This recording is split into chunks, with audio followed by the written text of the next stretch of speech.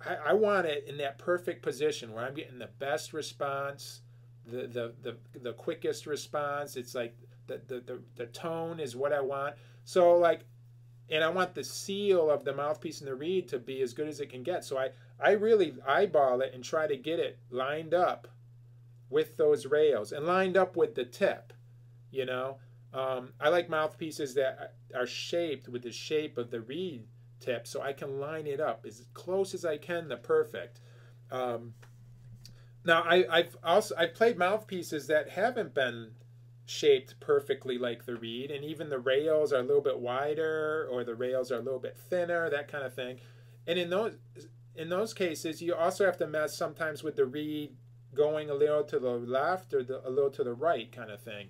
I have a link, a hard rubber link here, that is the best hard rubber link I've played. It's like amazing, but it's it's got this kind of the rails go up and then it kind of flares a little bit wider than the reed, um, and because of that, you have a little bit of play. You can move it to the right a little bit. You can move it to the left a little bit.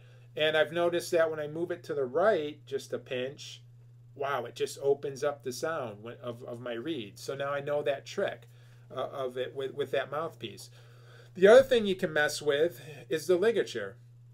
So, and I'm telling you this from experience, some mouthpieces, like the ligature in the middle, some mouthpieces I've tried, I put the ligature up a little bit and it plays a lot better. Some mouthpieces I've played, I put the ligature down near the butt of the reed and it opens up. It's like way better. So you got to play, each mouthpiece is different. So you have to kind of mess with it and figure that out. I've played some mouthpieces where the ligature needs to be tightened just a little bit and that's it. Others, I need to really crank it down, and then I get what I want from it, and I get the most out of it, in my opinion. See, these are all opinion issues. So you know, I'm giving you these tips, but these are the things you have to work on, you know, at home when you're playing your sax, and then you have to adjust it, mess with it, play, and go, okay, is that A and B? Is that better than last time? Yeah, I think it's a little bit better. Okay, let me stick with that. Now let me try changing this, you know. Okay, that's a little bit better. And you can see here why I said you needed patience, because all this takes patience to do this, to get the most out of a mouthpiece. So that Florida link, back to the Florida link, that's what I was talking about. That day, I found a reed that got me in the ballpark, and then I I remember pushing the ligature up higher and then playing it, and finally I got, whatever happened, I got to a point where bam, wow, this is awesome. This is great. I love this. This is cranking now. And I think through the process of doing it and then the process of playing it over time, your body and everything gets used to how that mouthpiece plays. Okay, and you get accustomed to it. You get accustomed to the air and how you have to voice things for that mouthpiece. And I can give you story after story. Okay, another story is I have a Lamberson 8, or not a Lamberson. I have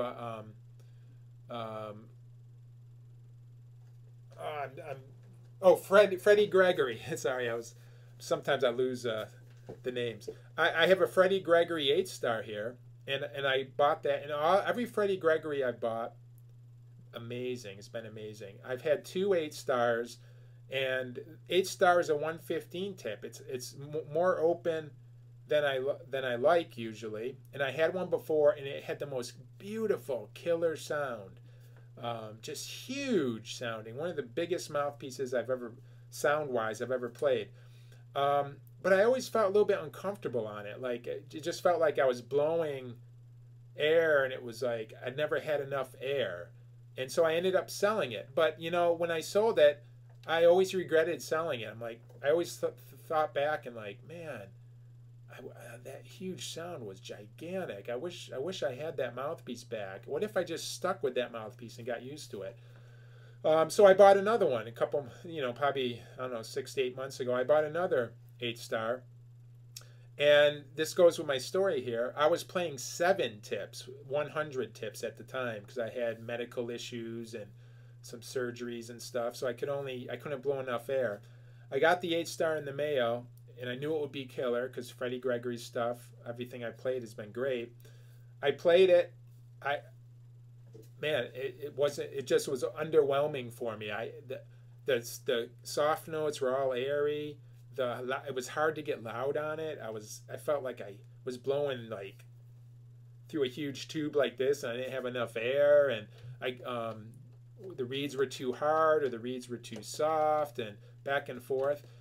So that was my first day's experience, and so I was like, oh, I just spent all this money on a Freddie Gregory, and it stinks, and I was like totally demoralized, and the other thing that is hard for me is like when a mouthpiece stinks, I can't sell it. So, because I feel guilty, like I have to pay more money to get it refaced or fixed or whatever, and then I feel okay about selling it if it plays well.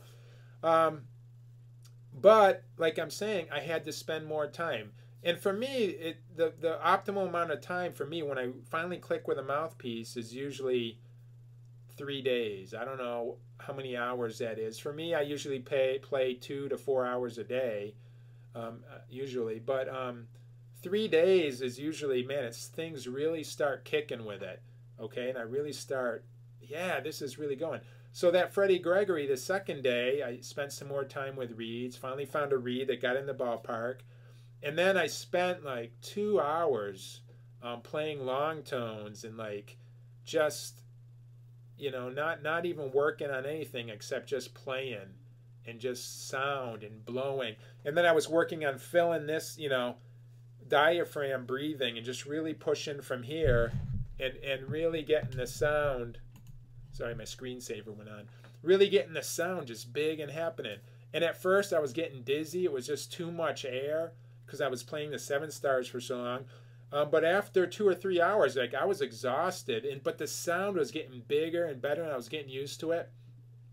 By the 3rd day, I picked up my sax and started playing, and it was like bam! It just sounded great, and I think I was used to the air that it took. I was used to the voicing of how you go up high. There's a certain your tongue position and all that. It's got to be in a certain place. I was used to where it was for that mouthpiece. It was different than on those 7 links I've been playing. So, and I was used to the embouchure too, and I'll talk about that too. But it was like, okay, now we're talking. Now this is a Freddie Gregory, and this is smoking. Yeah, I was having fun. And that's what it took to get the most out of that mouthpiece at that point. Now, if I kept playing it, I'd get better and better and better and keep going. But as a side to the story, I went back to the 7 link later that I was playing that I knew was a killer mouthpiece, and I couldn't play it. I had too much air. I was like overblowing it, and the mouthpiece was closing up, and I was like, what? I know this is good.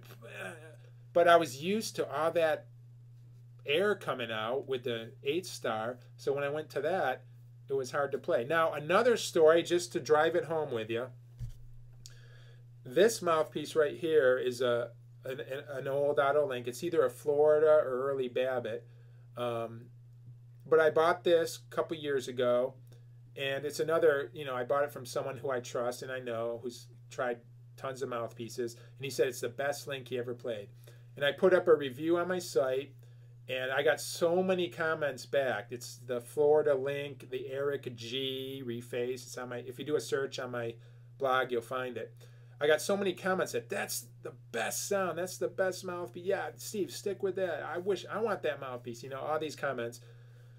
I ended up selling it like a couple months later going, I thought, oh, it's too dark. That's too dark mouthpiece. I want a brighter mouthpiece. So I sold it. And then, like a year later, I regretted it. Well, maybe even sooner. Like I started regretting it, like, because I started playing these other mouthpieces I loved. And I'm like, these are too bright. Your tastes change.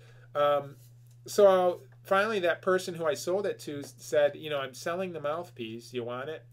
And so I bought it back. And here's where the story is, this is where comes in where it has to do with mouthpieces.